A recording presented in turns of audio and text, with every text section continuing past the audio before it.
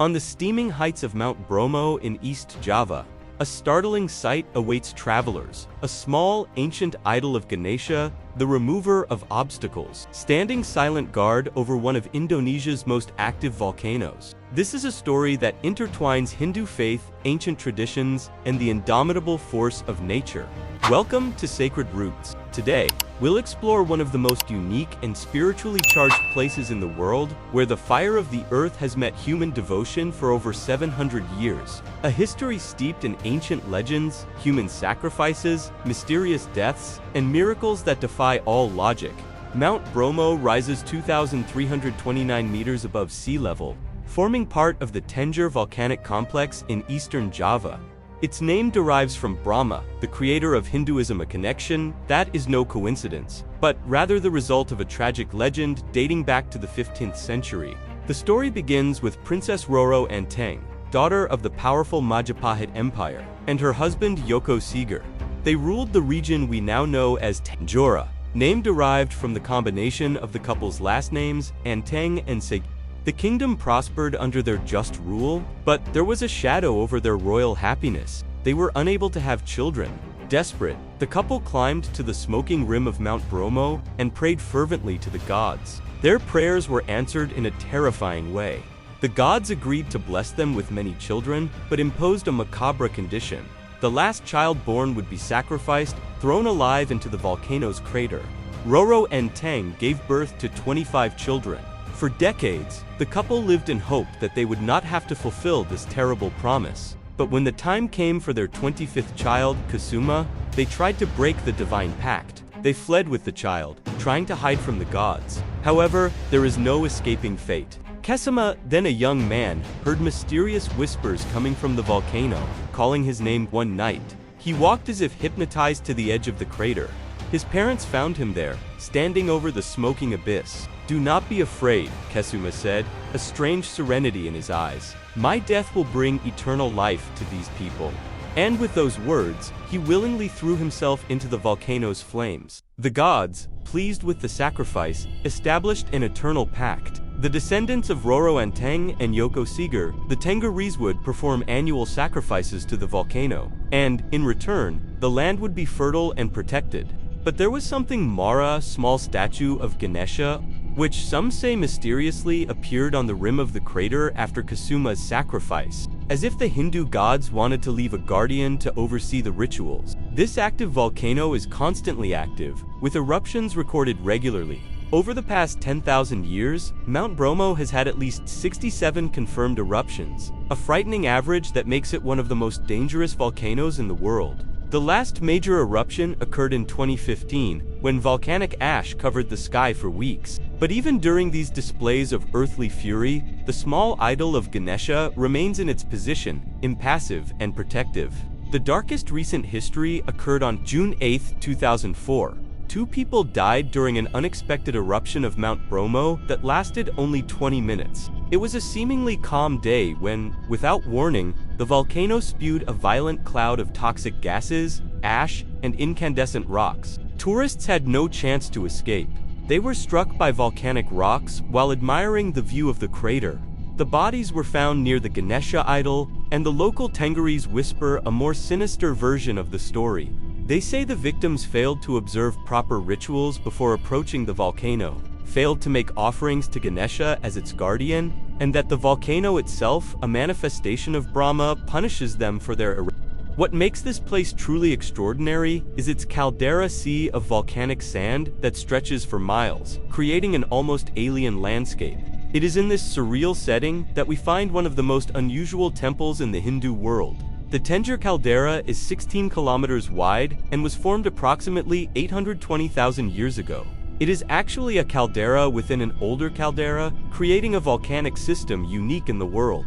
On the rim of Mount Bromo's crater, protected only by a small concrete structure, stands an idol of Ganesha, estimated to be approximately 700 years old. Some reports suggest the figure may be even older, up to 7,000 years old, though this dating is controversial among historians. If true, this would make it one of the oldest Hindu statues outside of India.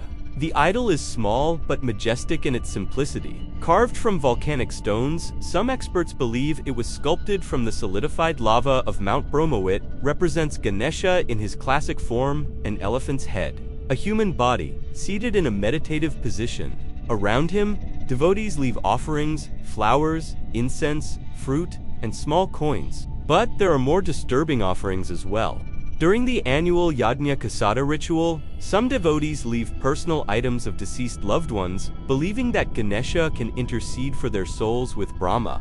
Faded photographs, clothes of deceased babies, wedding rings, the small altar often becomes a poignant memorial to the dead. How did it get there? No one knows for sure.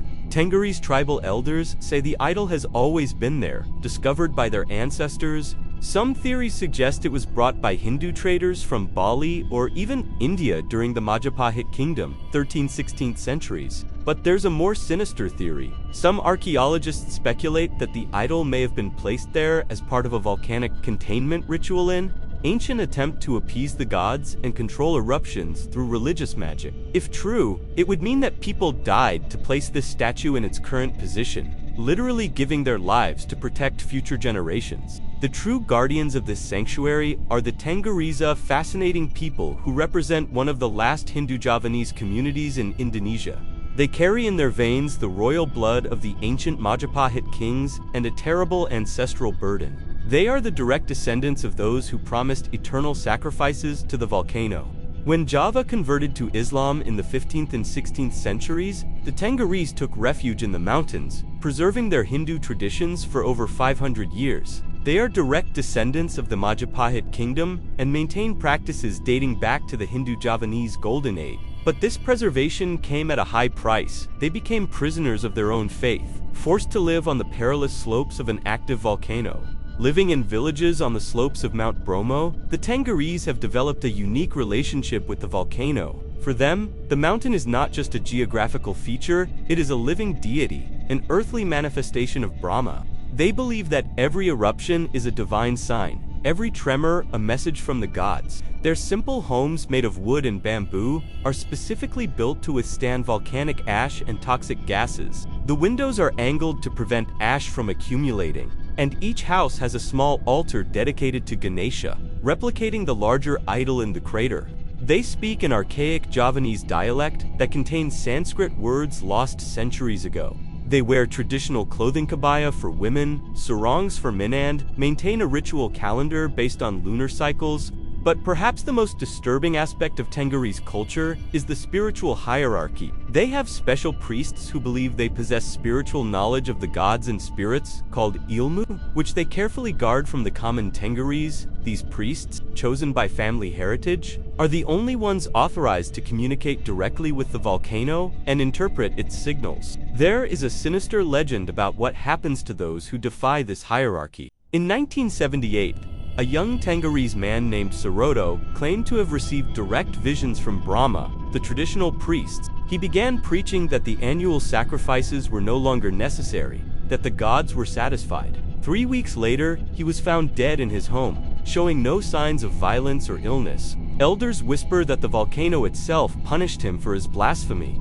Every year, on the full moon of the 10th Javanese month, usually falling between July and August, the Tenggerese climb the mountain for their most important ritual, the Yajna Kasada. This is not just a festival, it is a renewal of the ancestral pact. Sealed with the Kesuma sacrifice over 600 years ago, the ceremony begins at midnight with special prayers in family homes. Families prepare specific offerings based on family traditions that go back generations. Some families always bring live roosters, others goats, and some of the oldest lineages bring even more disturbing offerings, straw dolls representing children, echoing the original Kesuma sacrifice. Thousands of people, carrying offerings, climb the steep trail to the crater rim. The nighttime journey is treacherous. The path is slippery due to volcanic ash. Toxic gases become more concentrated at night, and there is always the risk of sudden volcanic activity. They carry fruits, vegetables, flowers, rice, money, and even live sacrificial animals. At the height of the ritual, offerings are thrown directly into the smoking crater. But there's a specific sequence that must be followed. First, priests offer prayers in Sanskrit before the Ganesha idol. Then, each family approaches individually, makes their specific request, and throws their offerings. It's believed that Brahma, through the volcano, accepts the gifts and grants protection, prosperity, and health for the coming year. But not everything always goes smoothly during Yajna Kasada. In 1987, a sudden eruption during the ritual killed 7 people instantly. The Tenggerese interpreted this as a sign that the gods were dissatisfied with the quality of the offerings. Since then, the ritual has become even more elaborate and expensive, with families often going into debt to purchase suitable offerings. Throughout this process, the Ganesha idol serves as a silent guardian. Devotees first offer prayers to him, asking him to remove obstacles from their lives before making their offerings to the volcano. There is a specific belief that Ganesha can intercede with Brahma to make the offerings more acceptable. Some devotees spend hours in silent meditation before the statue before approaching the crater. There is a particularly dark tradition among some older Tenggerese families. They believed that in times of extreme calamity, extraordinary offerings were necessary to appease the gods. Although such practices have long been banned, legends persist of devotees who mysteriously disappeared near the crater during years of great famine or disease. The Ganesha temple on Mount Bromo defies all architectural conventions. There are no majestic columns, elaborate sculptures, or ornate spires, just a small concrete structure protecting the idol from the elements. This structure was only built in the 1980s, after an earthquake nearly toppled the idol into the crater. But this simplicity is intentional and deeply symbolic. Here, nature itself is the temple, the walls are the mountains, the ceiling is the sky, and the altar is the living, pulsating earth. The absence of forced ornamentation allows the attention to focus entirely on the raw power of nature and the small figure that defies it. The only ornaments are the fresh offerings left by devotees and the volcanic landscape itself, a constant reminder of nature's creative and destructive power. During the dry season, the contrast is even more dramatic. The dark statue against the gray sand sea and the sky often clouded by volcanic gases. There's something deeply unsettling about the juxtaposition, this small, peaceful figure sitting calmly atop one of Earth's most destructive forces. It's as if Ganesha isn't just removing obstacles, but literally wielding the power of destruction itself. In 2015, when Mount Bromo erupted in intense activity, ejecting ash and toxic gases, authorities evacuated the entire region. The 2011 eruption severely damaged many homes in Tenggerese, with the town hall and schools collapsing under the weight of volcanic ash. But when calm returned, the Ganesha idol remained intact in its position, covered only by a thin layer of volcanic ash. What the official reports fail to mention is that during the 2015 evacuation, 3 members of the Tenggerese family refused to leave the area. They believed that abandoning the idol during an eruption would be a betrayal of their ancestral pact. Their bodies were found a week later, not far from the Ganesha temple. Officially, they died from inhaling toxic gases, but the autopsy revealed something strange. They were in prayer position, facing the idol, as if they had chosen to die there. The Tenggerese report several miracles associated with the idol. During the COVID-19 pandemic, when tourism completely ceased, locals said the idol seemed to glow most brightly at sunrise. Photographs taken during this period show an unusual luminosity around the statue.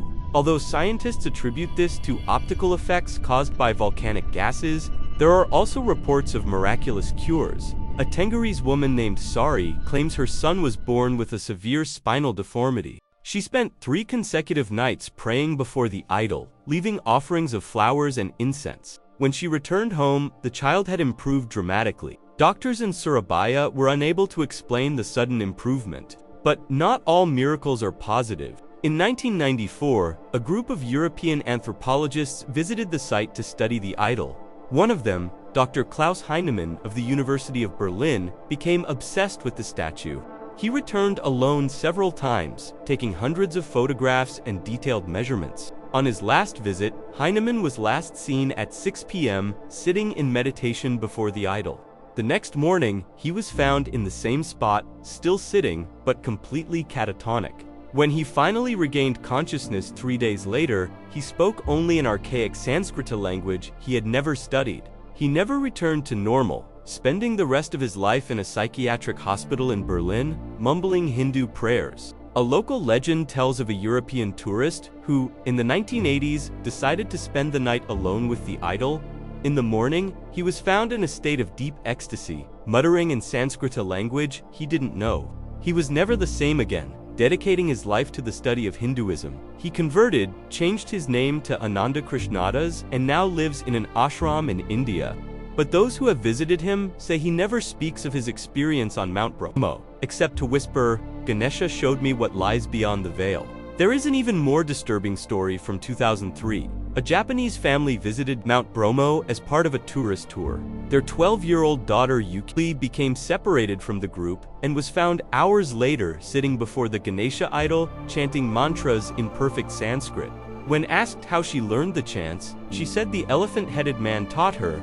The family returned to Japan, but Yuki was never the same. She became obsessed with Hinduism, learned Sanskrit fluently within a few months, and at 16 ran away from home to join a Hindu temple in Bali.